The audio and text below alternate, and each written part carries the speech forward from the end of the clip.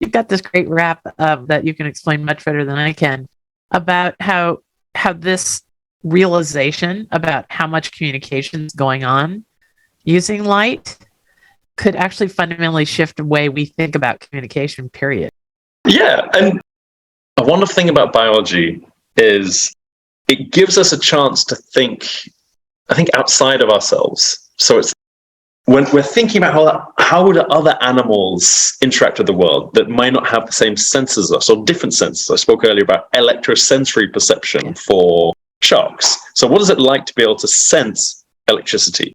What, for other animals, is it like to be able to sense low direction? Some animals have their own internal compass. They know north is north and south is south and east is east. What does that feel like? What does that look like? And the beautiful thing I think about, especially with the deep sea and when we're talking about bioluminescence, is, as I mentioned, as you brought up actually, the deep sea is the biggest habitat on this planet, has the majority of life on this planet live inside it.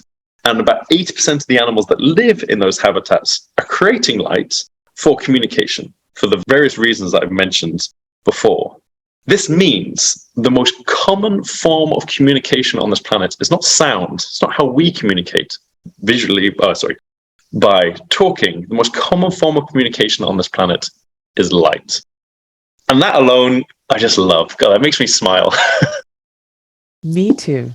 It's just such a fresh way of like kicking the door down on possibilities of all kinds. Completely. It's not the way we've always thought it is, and it is very clearly this completely other way. What other things outside are not the reality, doesn't match the way our particular perception would have us think? Yeah, and we have, as humans, we have one way of perceiving things in the world and understanding the world. But there's also a nice little lesson there for each of us.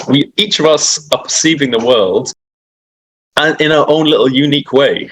So that realization on the kind of macro sense, that big realization that, hey, some animals don't see the world visually or hear the same sounds as we hear or taste the same things that we taste. It also applies to each of us. Each of us is living our own wonderful, unique little experience. And I think that's an important thing to always keep in mind, that we all have our own interpretation, senses, experiences. And that's the beauty of it. That's the beauty of like life. That's one of the things that makes us all unique and different.